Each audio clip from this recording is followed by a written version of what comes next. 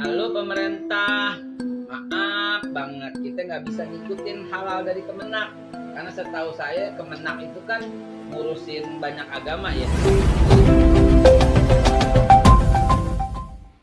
Assalamualaikum warahmatullahi wabarakatuh.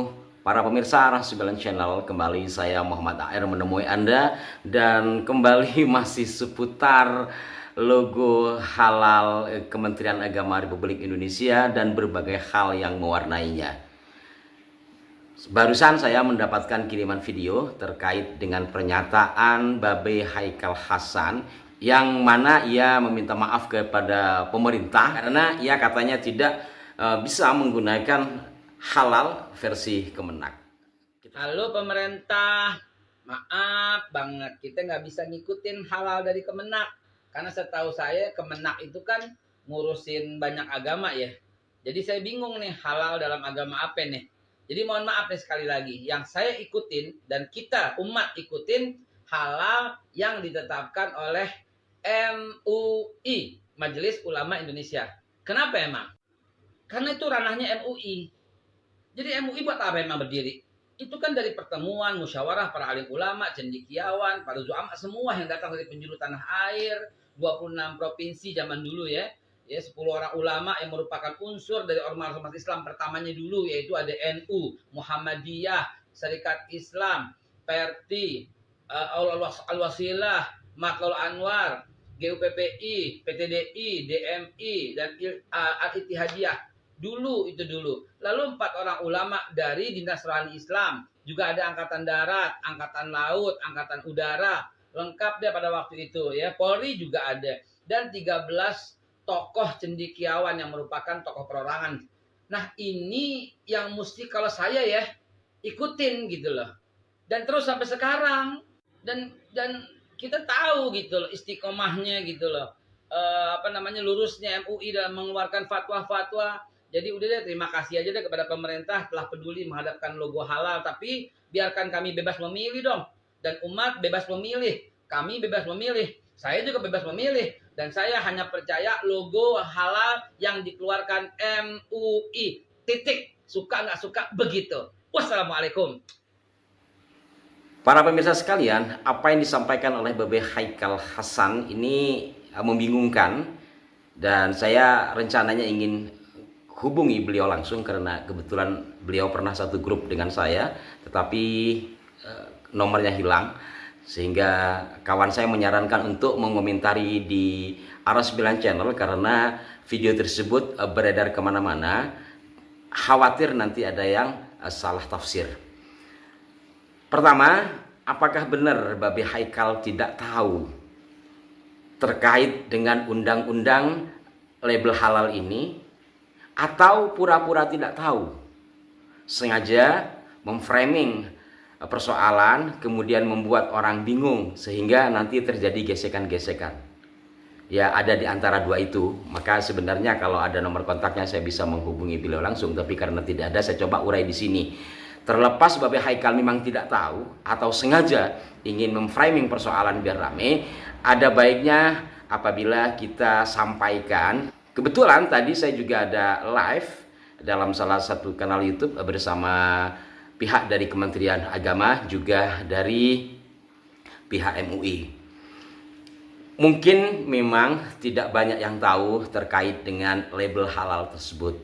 Awalnya label halal ini muncul secara sukarela yang dimana hal itu ditangani oleh MUI pada tahun 1980-an hingga ke atas. Itu banyak sekali produk-produk yang ditengarai mengandung babi kemudian meresahkan masyarakat. Jadi hingga pada tahun-tahun berikutnya, yakni pada tahun 2014 di masa Presiden Bapak Susilo Bambang Yudhoyono diterbitkan Undang-Undang Nomor 33 Tahun 2014 di mana demi menjamin konsumen, hal ini terkait dengan jaminan konsumen agar masyarakat tidak bingung betul nggak produk itu halal atau sebaliknya, maka pemerintah kemudian membuat undang-undang. Ini peristiwanya sudah lama, itu dari tahun 2014.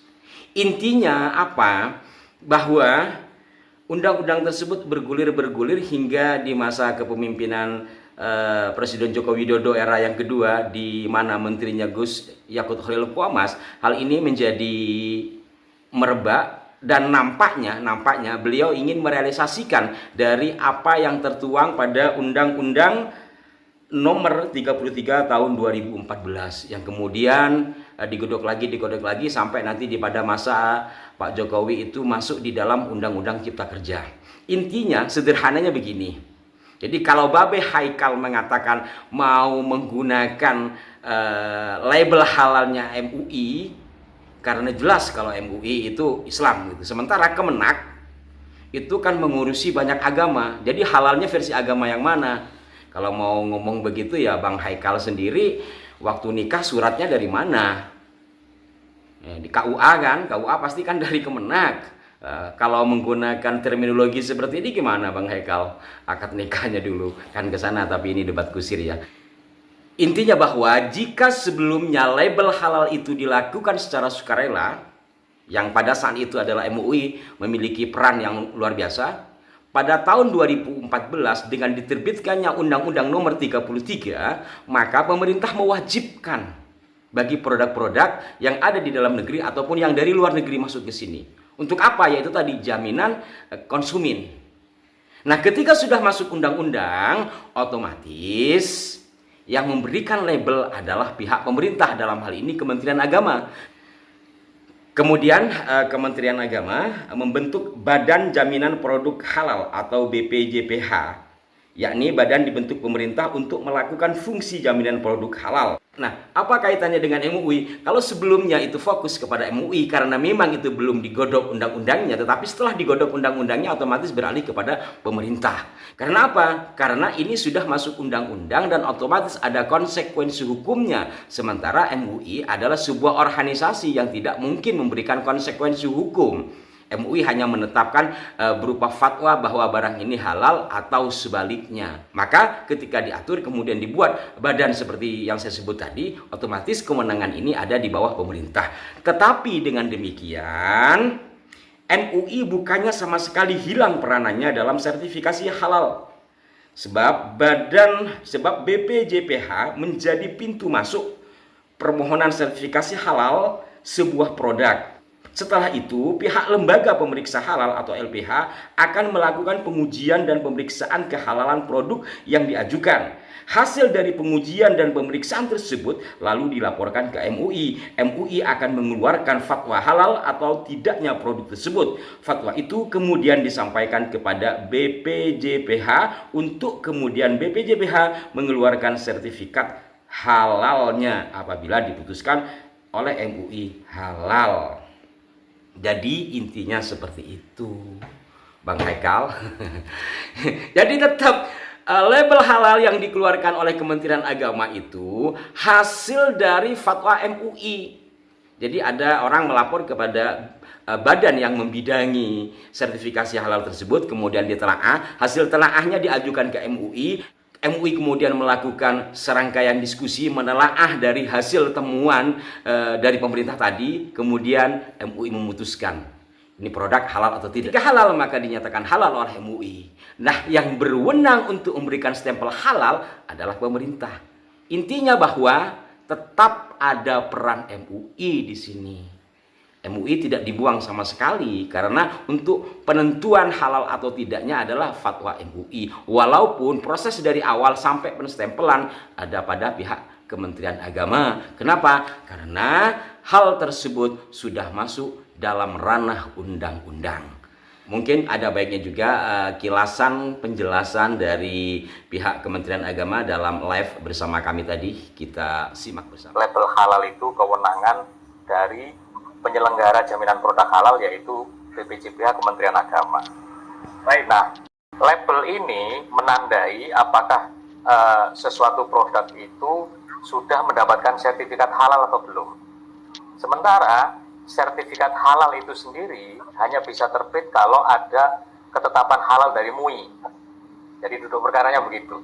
Jadi itu bukan pilihan, Mbak. Bukan pilihan apakah label MUI atau label, karena itu sudah menjadi ketetapan regulasi udah. Demikian para pemirsa, mudah-mudahan bermanfaat. Sekali lagi saya ulangi bahwa sertifikasi halal yang dilakukan oleh Kementerian Agama tidak menghilangkan peran MUI. Jadi apabila ada orang yang mengatakan saya lebih memilih label halal dari MUI ketimbang memilih dari Kemenak, itu adalah sesuatu yang salah, berarti belum baca undang-undangnya. Mohon maaf apabila ada kekeliruan dari apa yang saya sampaikan. Mudah-mudahan ada manfaat yang dapat dipetik dari obrolan singkat ini. Sampai jumpa. Wassalamualaikum warahmatullahi wabarakatuh.